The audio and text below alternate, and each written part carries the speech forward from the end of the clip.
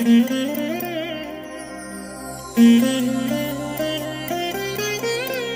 దినం పరము నుండి దిగివచ్చు మాట, ఇది నీ జీవితానికి వెలుగుల బాట, నీ ఒడిలో ఉంచబడిన దీవెనల మూట, అద్భుతాల ఆనంద ఊట.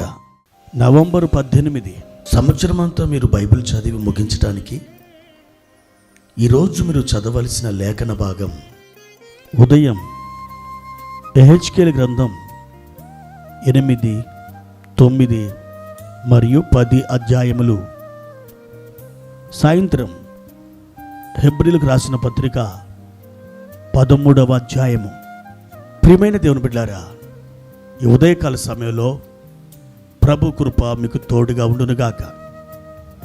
ఎలా ఉన్నారు దేవుని బిడ్డలారా? క్షేమంగా ఉన్నారా? ప్రభు ఆయన తన దయాపూర్వకమైన సంకల్పాన్ని మీ అందు నెరవేర్చడానికి ఆసక్తి కలిగి ఉన్నాడు.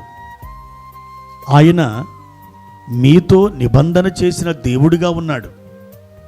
ఒక నిబంధనలో ఒక్కరి పాత్ర ఉండదు, ఇద్దరు ఉంటారు. అవతల వైపు ఒకరు, యువతల వైపు ఒకరు. ఆ నిబంధన అలాగే సదాకాలం కొనసాగించబడాలంటే ఇద్దరు కూడా ఆ నిబంధనకు నమ్మకస్తులుగా ఉండాలి.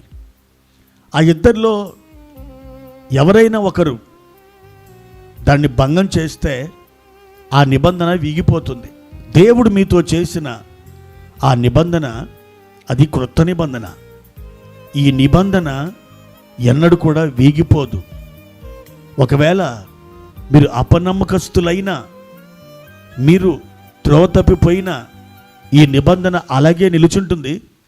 కానీ ఈ నిబంధన మీ జీవితంలో మరలా నెరవేర్చబడడానికి మీరు పశ్చాత్తాపపడి ఆయన సన్నిధికి మరలా రావలసి ఉంటుంది.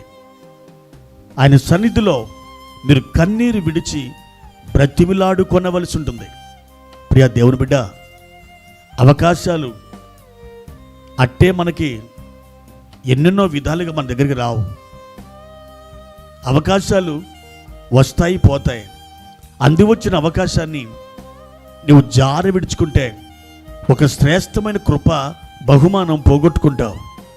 కాబట్టి జాగ్రత్త కలిగి ఉండు, జాగ్రత్తగా ప్రభు సన్నిధిలో నడుచుకో. ప్రియ దేవుని బిడ్డలారా, ఈ ఉదయకాల సమయంలో అపోస్తుల కార్యముల గ్రంథంలో వ్రాయబడిన ఒక విషయాన్ని మనం జ్ఞాపకానికి తెచ్చుకుందాం. అపోస్తుల కార్యముల గ్రంథం 9వ అధ్యాయములో సౌలు అనబడిన ఒక వ్యక్తి దమస్కులో ఉన్న దేవుని బిడ్డలని హింసించడానికి తన బలగముతో బయలుదేరి వెళుతున్నాడు. ప్రభు ఆ మార్గ మధ్యములో సౌలుని కలుసుకున్నాడు. ప్రభు అతనితో మాట్లాడారు. ఒక క్రూరుడు, ఒక భయంకరమైన మతోన్మాది ప్రభు చేత పట్టబడ్డాడు. ప్రభు యొక్క సాధనమైపోయాడు. ఒక సింహం దాని కోరలు పీకివేయబడ్డాయి.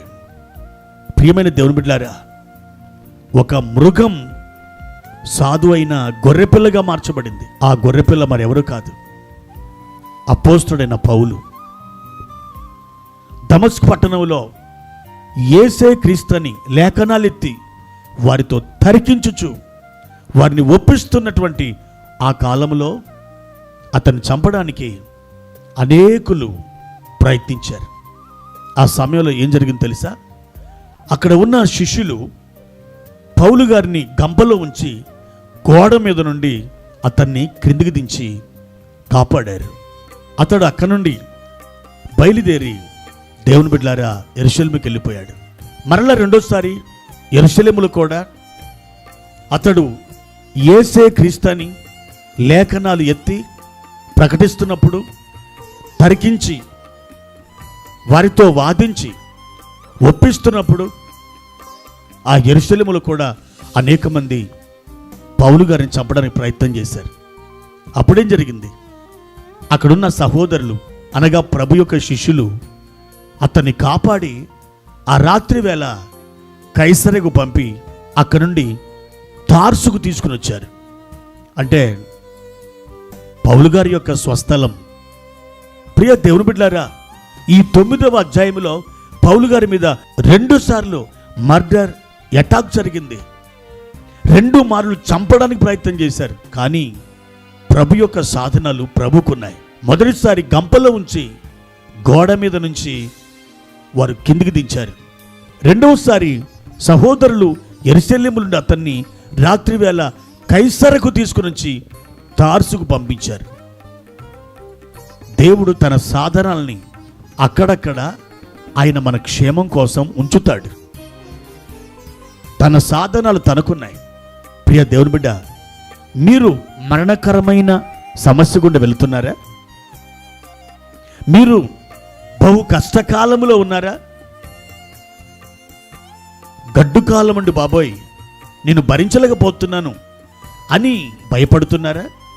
అయితే నిన్ను రక్షించడానికి, నిన్ను క్షేమముగా అవతలకి చేర్చడానికి దేవుని సాధనాలు దేవునికి ఉన్నాయి. ప్రియ దేవుని బిడ్డ, నీకు అద్భుతమైన సహాయం కలిగించడానికి దేవుడు ఎవరినో ఒకరిని, నీవు తలంచని ఒక వ్యక్తిని ఆయన ఎన్నుకోబోతున్నాడు. నీకు సహాయం అందించబోతున్నాడు. నీకు మేలు కలిగించబోతున్నాడు. అవును, నీ కన్నీళ్లు దేవుడు చూచాడు. నీ అంగలార్పు దేవుడు విన్నాడు. నీ ప్రార్థన ఆయన చెవులకు చేరి ఉంది. ధైర్యంగా ఉండు. నిరీక్షణతో నీ అడుగులు ముందుకు కదుపు. నీ అడుగులు ముందుకు వెయ్యి. ప్రియ దేవుని బిడ్డ, అద్భుతమైన సహాయం నువ్వు పొందుకోబోతున్నావు. ఆయన నిన్ను బలపరచడానికి నీ దగ్గరికి ఆయన నడిచి వస్తున్నాడు. నిశ్చయముగా నీకు మేలు కలుగుతుంది. నీ త్రోవ సరళమైపోతుంది. ప్రభు ఆ విధంగా నిన్ను బలపరిచి నీకు సహాయము చేయునుగాక. ప్రార్థన. ప్రియమైన తండ్రి, మీ పరిశుద్ధ నామానికి వందనాలు. ఈ ఉదయకాల సమయంలో మా ప్రియులను ఒక్కసారి జ్ఞాపకం చేసుకునండి. ప్రభువా, మీరు దీవించి బలపరచండి. మీ హస్తము చాపండి. మా తండ్రి, మీ దయగల ఆత్మ సమభూమి గల ప్రదేశమందు మా ప్రియులను నడిపించునుగాక. మా ప్రియ తండ్రి, ఆశ్చర్యకరమైన మీ సాధనాలు మీ బిడ్డలకి క్షేమాన్ని కలిగించడానికి మీరు ఎన్నుకొని నిర్ణయించినందుకై స్తోత్రాలు.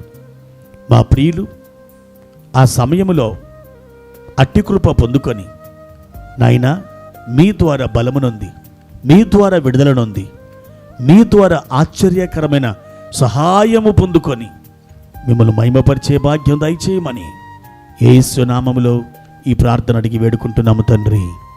ఆమెన్.